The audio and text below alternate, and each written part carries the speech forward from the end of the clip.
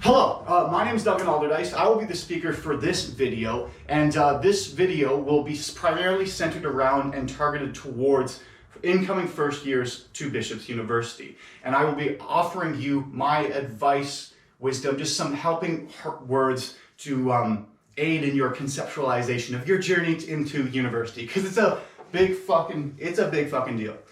Okay, so the main thing I want to stress, okay, this is a big time, this is a big step in your life. It is a new adventure. You already know that. Discover your own identity here, okay?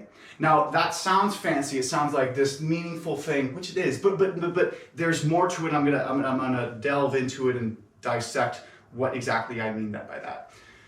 For your life so far, you have been the subordinate of your parental figures, or there have been people above you that are biologically related to you that to whatever degree have control over you. Even if you rebel, you're rebelling against this power sort of thing. Now you're on your own. This is great, this is fantastic. It's also extremely terrifying. The reason it's fantastic is because you have the unique opportunity to, at this new school where nobody knows you, barely people know you, maybe people are familiar with you, but there's not to the same degree, they don't know who you were. The coattails of your past are not still on this new jacket you've put on. You know what I mean? If you were like the nerdy type in high school, sort of thing, and you want to be more social, more like hey, no, like you're the cool person sort of thing, you can be that here. If you were stuck and pigeonholed in that jock type mentality in high school and you want to explore more of your academic side, you can do that here. You are not the person you are now. No, people don't think about you now the way and remember who you were in grade 8 and all those things when you're developing as a person. So that's what I'm saying. But that's a lot of pressure. That is a lot of pressure because you have to now define yourself. You have to you don't know who you are. I don't even know who the fuck I am. But that's what I'm gonna kind of get to. You're gonna meet a lot of people in Frosh week, in orientation week. Like it's a great time. And with the whole COVID thing going on, by the way, if you're watching this after COVID, it's still gonna be relevant what I'm saying. The whole COVID thing going on, it's even stranger because like socially interacting with other people is not as familiar of a process. You've had 4 months without it, sort of thing. Just some science to let you know. Social isolation, okay. Social isolation is both a symptom and a cause of social anxiety, okay? Now, what does that mean and how does it apply to you? It is a symptom, meaning someone with social anxiety will tend to withdraw because they're trying to avoid the social interaction sort of thing, so they put them by themselves. As well as the fact that it's a cause in the sense that prolonged periods of social isolation tend to amplify feelings of social anxiety. That's not to say everyone now has social anxiety. It's to say that everyone will be more unfamiliar with the social cues, not so much social cues, but with the feeling of meeting someone new or talking to people in general. Keep this in mind just for later. So, O week, big time, you're gonna meet a lot of new people. You have the chance to define who you are. That's fantastic. It's a lot of pressure though, and you also have this unfortunate obstacle to surmount, the fact that you haven't been able to practice it much.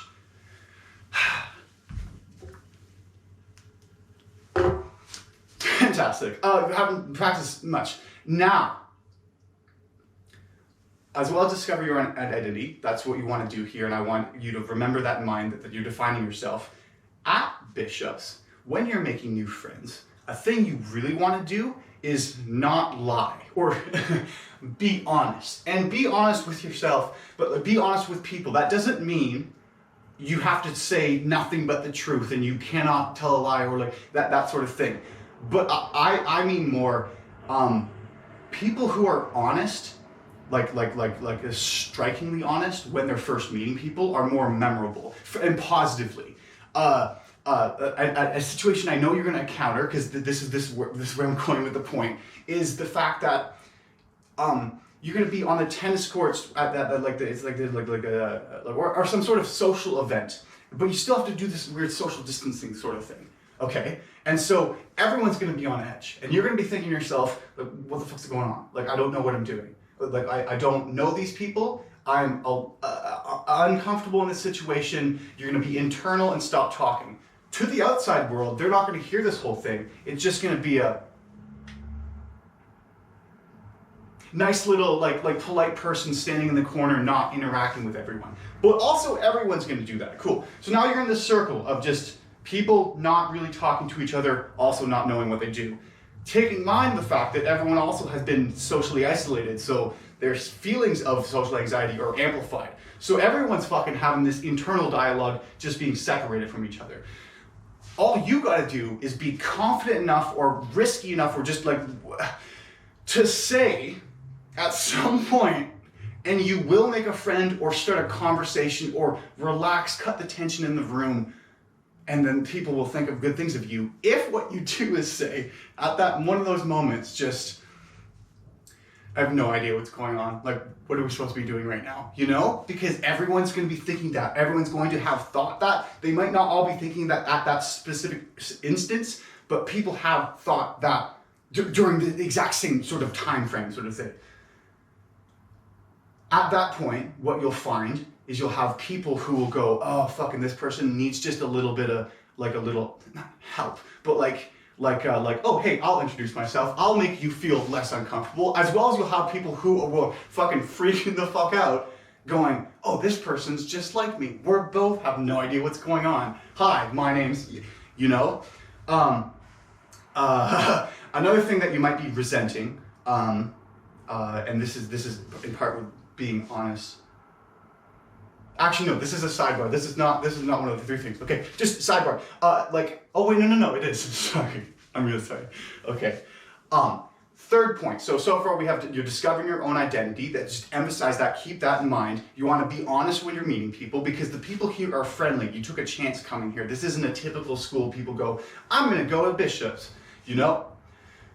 Third thing is add people on social media and try to do that as much as possible and as quickly as possible. It's even more important now because you're meeting people, but the fact that it's COVID, so you're living in prison essentially. Not prison, but if you're on res, there's strict rules and stuff. You have RAs on your floor. And not saying the rules are wrong or the RAs are evil because they're representing the school and the school can't have a bad image, so they have to make sure that there is nothing. You know what I mean? But more for your particular story, it's going to be more difficult to have those natural friendships blossom because those in-hall encounters and random social conversations are not going to happen. You're not going to have the same opportunity to walk into a friend's room and then there be a bunch of other people and you're like, oh, now I have even more friends, you know, or people to introduce yourself. So, I don't know about you, but I like to have a little, like script when meeting people for the first time because you can have a sense of control. It relaxes you. Go like, I know a direction where this conversation is gonna go. So, if you don't want to start off with, well, you could start off with like, I have no idea what's going on, or you find yourself in the middle of a situation, or you're confident enough that you go, hi, my name's Duncan Alderdice, right? You shake the hand. What's their name? Okay. Then you initiate the conversation. You got to keep it going. Ask where they're from. That's always a good one. You can play a guessing game. Go like, okay, give me like 2 hints, and I'm gonna guess where you're from, and that'll be like a cool little get to know each other icebreaker sort of activity. So that one. Then hit them with the classic, and you're gonna hear this a lot. What program are you in? You know? Fantastic. You're gonna forget that information as soon as you hear it. It's gonna be like, I'm in blah, blah, blah. And you're gonna be like, oh, not gonna remember that ever. But that's okay as long as you remember their name. What you probably won't because you're gonna get bombarded with a bunch of them. Anyways, first, what's your name? Or I'm anxious. Or then it's what's the second one? I've already forgotten what the second one is. Oh yeah, where are you from? And you can make a game out of it. And then once it's started to get more familiar, go like, do you have Instagram? Do you have Snapchat? Let's like add each other. Let's connect digitally because when we get taken away from this social activity, we're going to be isolated and alone. And it's gonna be heavy reliant on these social media platforms to stay connected, find people, like it's just emphasis. The timer's going to run out, but I'm going to keep going because I have a fourth point that I think is very relevant, especially for Froshies. Make good friends with your Frosh leaders. Here's the reason why. Not only are they really friendly people, energetic, and good people to know in general, but also they have access to social networks above your pay grade, above your year sort of thing. And in first year may not matter as much. This year may matter a bit more. But as you go through university, it's nice to have friends, especially at this small school, friends in years that aren't yours. It makes going to a party or to class or something, when you see a familiar face, it feels less awkward. It's not like wherever you go is going, I don't know who you are, I don't know who you are, I don't know who you are, and then you just kind of stand in the corner and be like, yeah, this is fun, I think. So they're friendly people, they are energetic, and